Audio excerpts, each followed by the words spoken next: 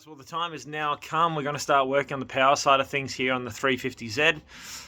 It's an amazingly set up car, considering it's GK Tech front, GK Tech rear, and that's pretty much it. The car really handles itself out on the track, whether it be the wet pan, figure eight, Eastern Creek, Rally, and eventually QR at the end of the year. Only thing that's really been lacking is the power. It is a HR, so it's got a little bit more to speak for itself, but there's always that room to move, especially when it comes to this big track sort of stuff. So I'm pretty keen to get into what's coming for this car. With the exploded view of most of the parts here. And we've got a mid-mount turbo manifold. This here is for the HR. It's from TMR Performance in New Zealand. Absolutely awesome. Spaghetti piping everywhere. Supports a T4 twin scroll turbo and the external wastegate, which is a 50mm ProGate 50 from Turbo Smart. It's a Gen 5. This is from Mods Direct, and they're one of the prime sponsors of the car. So the Turbo Smart ProGate 50, this one has a pre-installed 7 PSI spring. It's brand new, it's ready to go on. Just have to tighten some of the fittings here. They've just been loosely put in just while we're waiting for everything to go back together and make those decisions on how we're going to run vacuum lines and all those sorts of things. Again, downpipe. This is a two-piece downpipe that will actually connect to where your factory Y pipe would have ended. So that works out really beautifully. The welding and the fab work here from TMR Performance is absolutely unbelievable. And to work out a bit of a bolt-on solution, I've gotten rid of the NVIDIA out of the car. I had NVIDIA test pipes, I had NVIDIA catback as well, and that was really cool. It has the NVIDIA Gemini. Just a little bit on the quiet side, and it does not support this sort of setup here where this finished at the factory Y pipe. I want to minimize fabrication as much as possible, so I went for the actual cheapest exhaust I could find, which was an Empire single exit. So we'll have a look at that in a little while. Intake piping side of thing, let's see how we go. I've gotten these fabricated. This here is MAF pipe on one of each, of course, because we still have the dual throttle bodies going. These are from TMR Performance. There's going to be a 45-degree coupler on one side and then some intercooler piping on the other, which I'm all just doing with prefab pieces. We'll see how we go. There's the NVIDIA test pipes that we're no longer using. This is a 4-inch coupler. Oops, see you later. This is a 4-inch coupler, which will come from the turbo towards the intake pipe.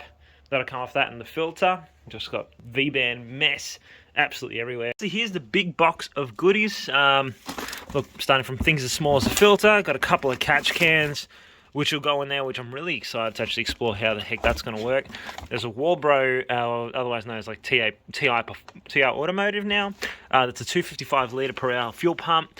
We've got plenty of vac lines and fittings and silicon hoses and clutch lines, all sorts of things going on in here. So it's going to be quite a build for this little car. I'm going to try and make all the AN lines myself, see how that goes, hopefully avoiding any leaks or big dramas. It's also going to get a sump spacer. This is really cool. Also from TMR Performance, we've got an AN10, or 10AN, fitting, which comes out of the spacer there. So that'll give us our oil return pretty easily. They've been really cool in giving us lots of bolts, gaskets, everything that we've ever really needed. And here is the beautiful twin turbo China intercooler. It was about $400, and that has a 2-in, 1-out sort of setup, and it's going to be running reverse. I didn't have a chance to film it, but turbo manifold is now in. It bolts straight to the headers where they are there. The demon bolt is still a demon bolt, can confirm, even with these. Absolutely sucks. So there's our flange for the T4 turbo, which will then have the cold side coming out. We're going to have to work out how the heck we're going to run intercooler piping around here. There's absolutely bugger all room to make things work, but hey, hopefully we'll figure it out. So further along with the build and other parts I have, here's a couple of catch cans that I bought. Now they look pretty similar to what you'd get from, say, Mishimoto. I just can't quite justify the price that they charge for them. Yeah, so I think that, mounting brackets aren't really hard to make. You can do that with anything from your local hardware shop or Bunnings for us here in Australia. For me, this was a pretty good, pretty cheap solution. I think I like $30 for the both of them. Bit of fuel line, and we'll have those put together. And it is a Baffled can. I can't speak to how well it's going to work out, but I'm always up to give it a go. So it's got this, it's kind of like a mesh on the inside there, as well as this little metal plate. Hey, look, it might do the thing, it might not, and if it doesn't, I'll just pick up something better, but it's always worth giving it a go, I guess, and I'm pretty happy with that. Just forwarding a bit, now the gate is in, the manifold's in, part of the downpipe is in. I've decided to keep away from the exhaust side of things until I get the turbo back from the fabricator. They're just finishing up the oil sump for me. So just pulled off the front end now. That's going to get ready for the bash bar to go in, and then subsequently I have to make a mount for the intercooler. So thinking what I'll do is put this thing into the garage and get started on the injectors and then the oil. But as for the rest of today's job, I think we're going to work on the injectors, so getting the plenum off, most of the PCV system out, getting the intakes out as well.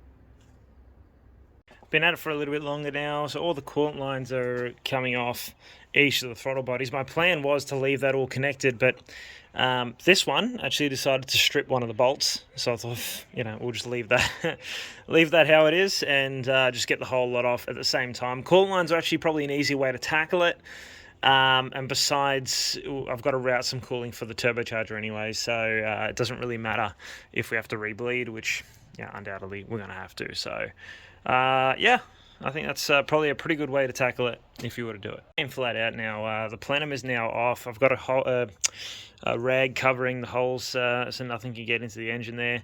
Just unplugged all the injectors and test fitted a new one. The plugs on these are really tight, so I'm probably just going to leave that there. But anyway, time to get the fuel rails off now, and then we'll get these injectors in. So far about this part of the build is that it's really not something you can't do at home.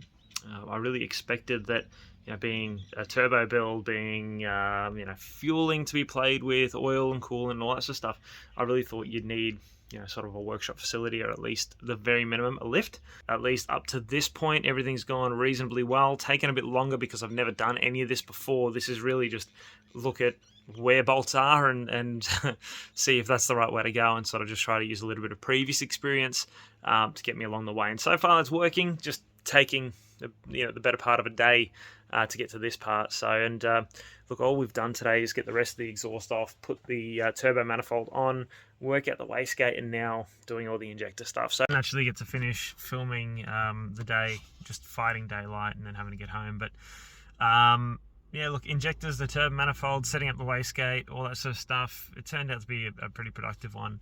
So looking forward to getting out the next one. Start thinking about boost control, finishing the low pressure fuel pump as well. And yeah, a couple more things, oil, cooling, and then we'll get it running. So thank you for tuning in again.